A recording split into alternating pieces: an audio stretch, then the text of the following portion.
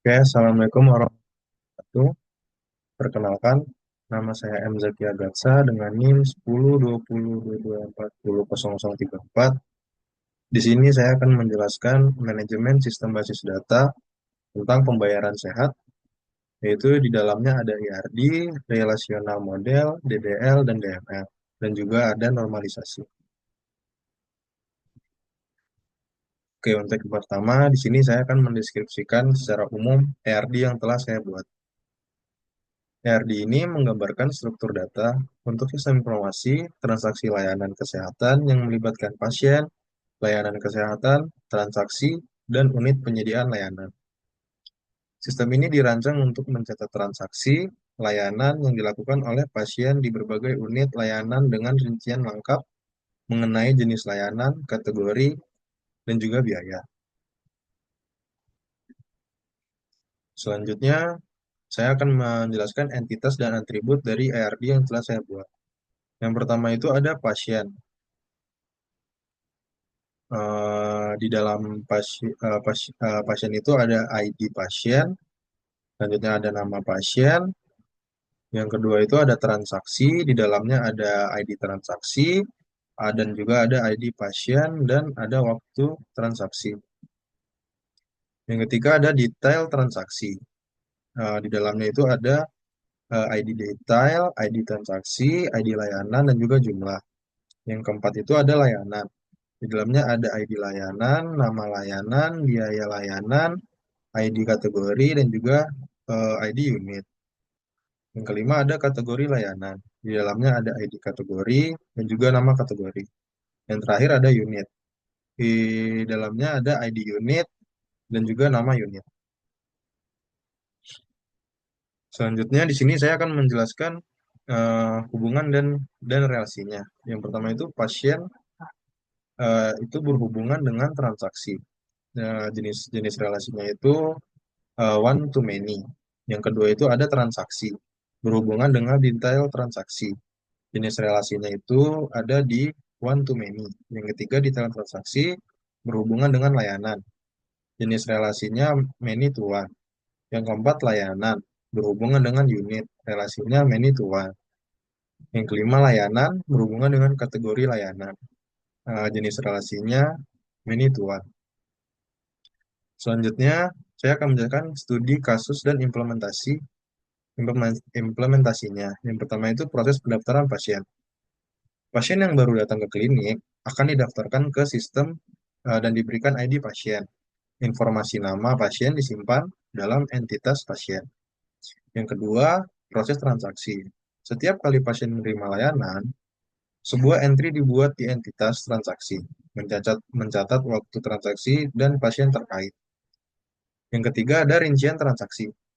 Rincian layanan dalam suatu transaksi dicatat pada entitas detail transaksi. Misalnya, seorang pasien melakukan pemeriksaan darah dan ronsen dalam satu kunjungan, maka dua entry akan dibuat dengan jumlah masing-masing dan tautan layanan di bagian layanan.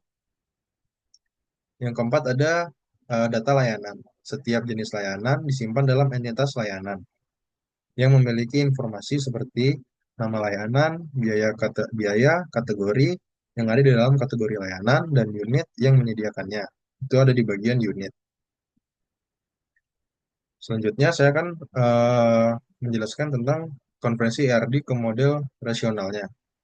Seperti di sini, pasien pasien itu berhubungan dengan transaksi, relasinya itu one to many. Penjelasannya itu suatu pasien bisa punya banyak transaksi. Misalnya, pasien yang sering berobat tiap kunjungan akan dicatat sebagai transaksi baru. Selanjutnya ada transaksi berhubungan dengan detail transaksi, relasinya itu one to many. Penjelasannya, suatu transaksi bisa punya lebih dari satu layanan. Contohnya, pasien ambil dua layanan sekaligus, maka dua detail dicatat di sini. Selanjutnya ada detail transaksi berhubungan dengan layanan, relasinya itu many to one. Penjelasannya setiap detail transaksi pasti merujuk ke jenis layanan. Tapi suatu layanan bisa muncul di banyak transaksi berbeda. Selanjutnya ada layanan berhubungan dengan unit, relasinya many to one. Penjelasannya banyak layanan bisa berasal dari satu unit yang sama. Misalnya, layanan tes darah dan cek urin berasal dari unit unit A misalnya. Selanjutnya ada layanan berhubungan dengan kategori layanan. Relasinya many to one. Penjelasannya itu suatu kategori layanan bisa mencakup banyak banyak layanan. Misalnya kategori pemeriksaan bisa berisi cek darah dan tekanan darah. Oke, selanjutnya saya akan menjelaskan bagaimana membuat tabel pasien. Seperti yang kita lihat di sini sudah ada menggunakan create tabel pasien. Setelah itu ada ID pasien, integer, primary key, auto increment, nama pasien, pacarnya 100 dan terakhir ada not null. Penjelasannya itu kan ID pasien, integernya primary key, tipe datanya integer berarti bilangan bulat. Terus digunakan untuk menyimpan nomor identitas unik setiap pasien. Kenapa sih ditetapkan sebagai primary key? Itu artinya dia tidak boleh kosong atau tidak boleh not null. Tidak boleh ada duplikat, harus unik. Yaitu nama pasiennya itu Parcar 100. Tipe datanya kan Parcar 100 berarti ya dapat menyimpan teks string hingga 100 karakter. Bisa juga menyimpan nama lengkap pasien.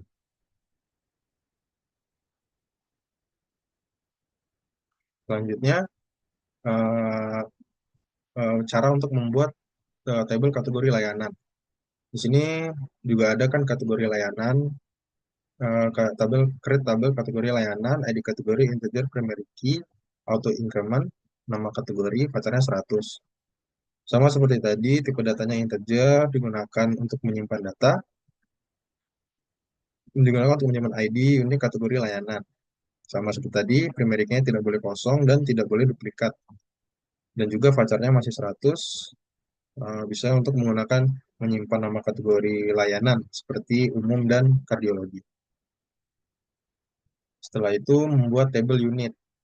Nah, di sini juga create table unit sama masih unit integer primary key auto increment, nama unit pacaran masuk 100 dan juga not null. Penjelasannya di sini masih tipe datanya masih integer, merupakan identitas unik setiap unit atau departemen rumah sakit. Sama seperti tadi juga sebagai primary key tidak boleh kosong dan juga nama unitnya masih menggunakan tipe data pacar 100. Selanjutnya membuat tabel layanan. Nah, di sini agak lumayan banyak, jadi menggunakan create tabel layanan, ID layanannya masih primary key auto increment, nama layanannya menggunakan pacar 100, biaya layannya menggunakan desimal 10,2, ID kategorinya menggunakan integer, ID-nya menggunakan integer, nah tipe datanya menggunakan integer kan, terus merupakan kode unik, tidak boleh kosong, pacarnya menggunakan 100. Contohnya itu menyimpan nama di layanan, misalnya pemeriksaan umum. Setelah itu, untuk selanjutnya membuat tabel transaksi. Di sini menggunakan create table transaksi. Jadi transaksi masih primary key, auto increment, ID pasien, nya integer, waktu transaksinya date time not null. Di sini ID transaksinya integer primary key, tipe datanya integer, tidak boleh kosong sama seperti tadi. Pasiennya menggunakan tipe data integer, merujuk ke pasien yang melakukan transaksi, relasi ke tabel pasien. Terus waktu transaksi atau date time-nya, tipe datanya menggunakan date time untuk menyimpan tanggal dan waktu saat transaksi dilakukan.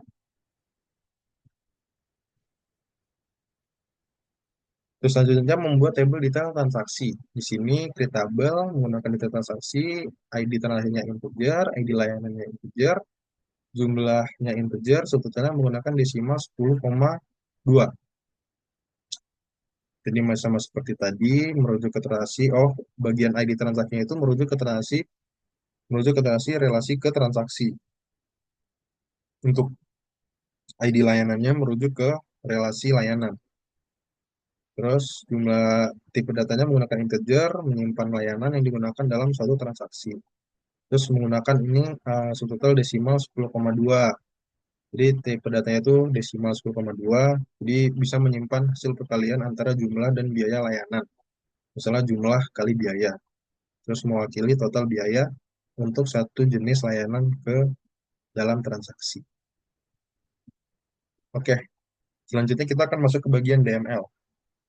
DML di sini saya menggunakan untuk isinya itu insert into pasien. Jadi dalam itu ada nama nama pasiennya.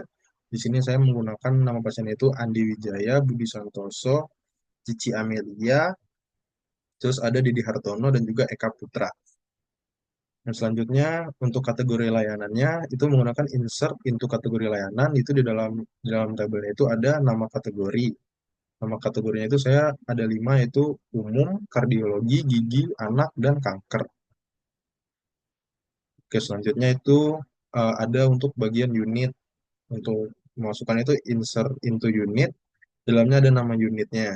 Nah, di sini saya menggunakan nama unit itu menggunakan huruf. Jadi ada unit A, unit B, unit C, dan juga unit D dan E. Selanjutnya untuk eh, di bagian layanannya, insert into layanan, di dalamnya ada nama layanan, nama biaya, ID kategori, dan ID unit. Eh, Terus di dalamnya itu ada pemeriksaan umum, setelah itu ada ini EKG, perawatan gigi, vaksinasi anak, dan kemoterapi. Selanjutnya itu ada transaksi. Di sini insert into transaksi, di dalamnya ada ID pasien waktu transaksi. Jadi di sini ada ID pasiennya, terus ada tanggal, ada bulan, ada tahun, terus ada jamnya juga. Setelah itu untuk detail transaksi, masukkan insert into detail transaksi. Di dalamnya ada ID transaksi, ID layanan, jumlah, dan subtotal. Jadi di sini ada contoh sebagai isinya. Oke, selanjutnya kita akan masuk ke bagian konsep normalisasi.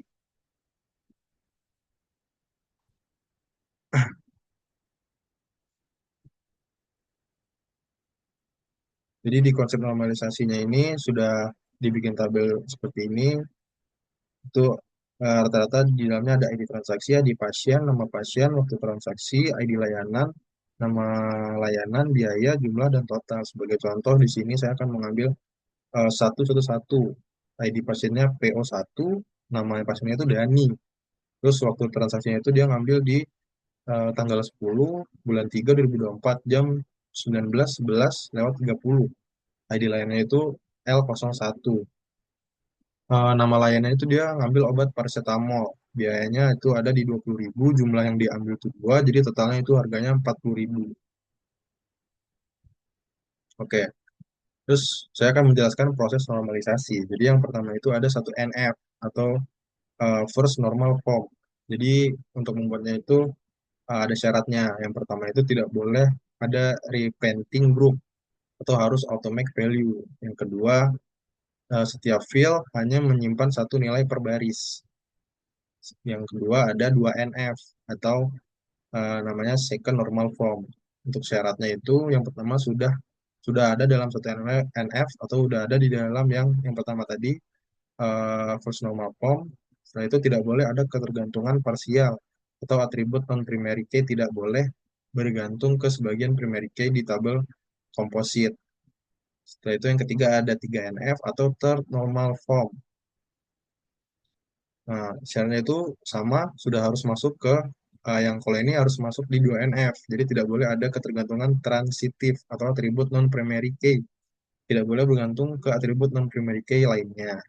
Pada kondisi ini, data di atas sudah memenuhi 3NF karena semua non-key atribut bergantung langsung ke primary key masing-masing tabel. Tidak ada ketergantungan antar non-key atribut.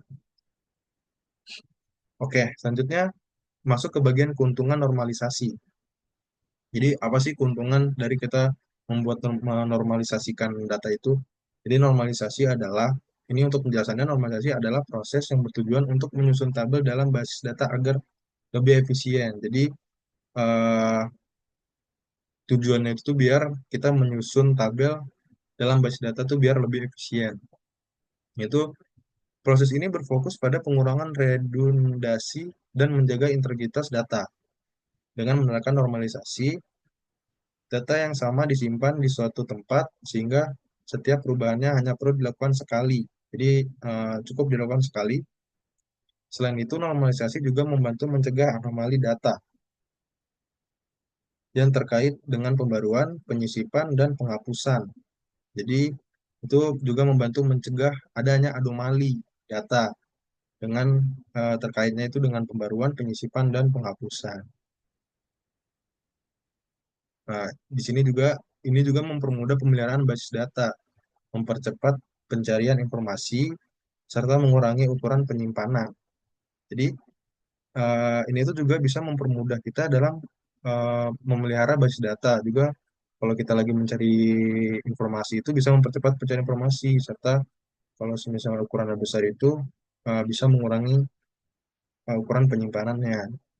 Tapi di sini namun dalam kondisi tertentu seperti ketika dibutuhkan laporan cepat dalam data warehouse, normalisasi dapat dikompromikan melalui denormalisasi demi meningkatkan efisiensi akses data. Jadi ada kalanya di kondisi tertentu itu seperti kita membutuhkan laporan cepat dalam data warehouse itu, normalisasi itu dapat dikompromikan melalui informasi demi meningkatkan efisiensi akses data. Oke, mungkin sekian dari saya.